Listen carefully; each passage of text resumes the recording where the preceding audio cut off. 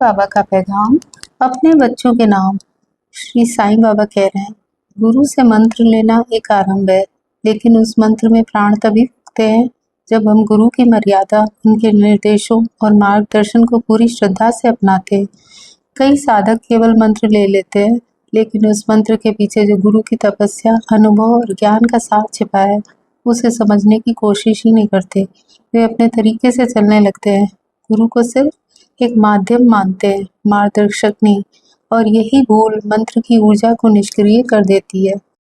मंत्र लेने से कोई साधक नहीं बनता। साधक वही है जो मंत्र के साथ साथ गुरु की मर्यादा को भी अपनाए। गुरु सिर्फ शब्द नहीं देते, वो उस शब्द के पीछे छिपी ऊर्जा, दिशा और समर्पण सिखाते हैं।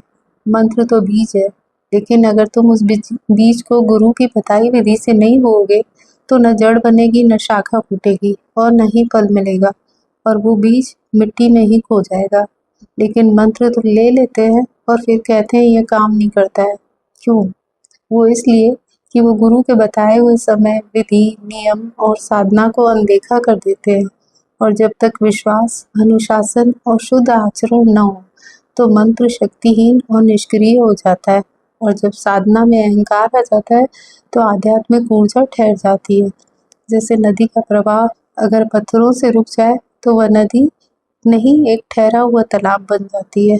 गुरु का दिया हुआ मंत्र सिर्फ शब्द नहीं है, वो एक जीवंत चेतना है। और चेतना भी तभी प्रकट होती है जब तुम पूरे समर्पण के साथ उसके अनुसार चलो।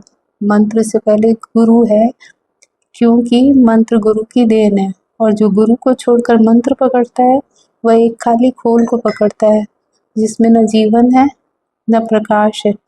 इसलिए अगर चाहते हो कि मंत्र काम करे, तो पहले स्वयं को गुरु की शरण में स्थिर करो। तब मंत्र नहीं, मंत्र से चमत्कार होगा।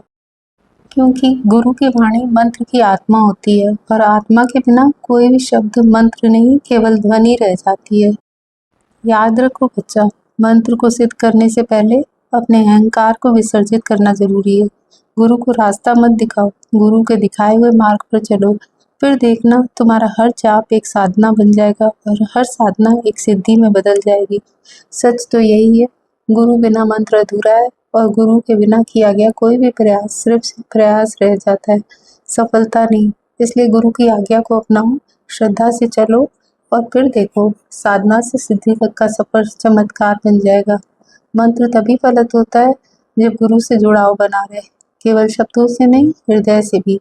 श्री साईं बाबा की कृपा से जीवन में स्थिरता और शक्ति बनी रहे। ओम साई राम, जय साई राम।